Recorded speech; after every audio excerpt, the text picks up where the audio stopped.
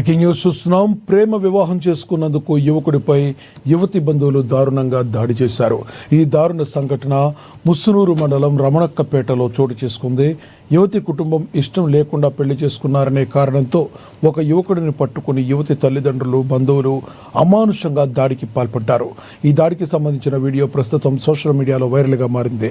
వివరాల్లోకి వెళితే మండవల్లి మండలం కానుకొల్లు గ్రామానికి చెందిన కందుల సాయి దుర్గా రమణక్కపేట ఉప తపాలా కార్యాలయంలో పోస్ట్ ఉమెన్గా పనిచేస్తున్నారు.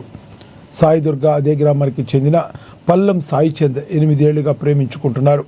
వీరి వివాహానికి పెద్దలు అంగీకరించకపోవడంతో గత మంగళవారం ఏలూరులోని గంగానమ్మ ఆలయంలో వివాహం చేసుకున్నారు.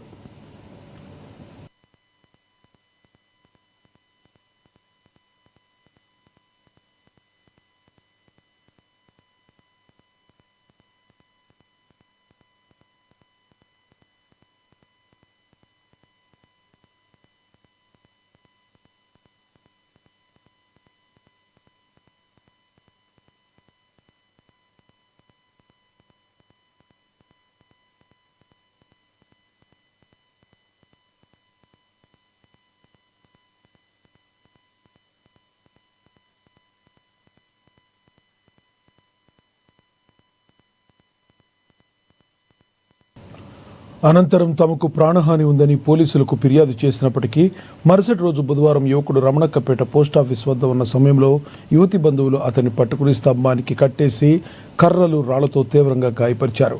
ఈ దాడి సమయంలో యువతిని బలవంతంగా కారులో తీసుకువెళ్లిపోగా వివాహానికి సహకరించారనే నెపంతో చక్కెలపల్లి బ్రాంచ్ పోస్టాఫీసులో పనిచేస్తున్న చెన్నకేశ్వరిపై కూడా యువతి బంధువులు దాడి చేశారు.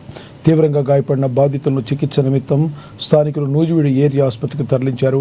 ఇంత దారుణం జరిగిన ఈ ఘటనపై తమకు ఎటువంటి ఫిర్యాదు అందలేదని ఎస్ఐ చిరంజీవి తెలపడం గమనార్హం. సామాజిక మాధ్యమాల్లో వివాహ ఫోటోలు పెట్టడమే ఈ దాడికి తక్షణ కారణమైనట్లుగా తెలుస్తుంది.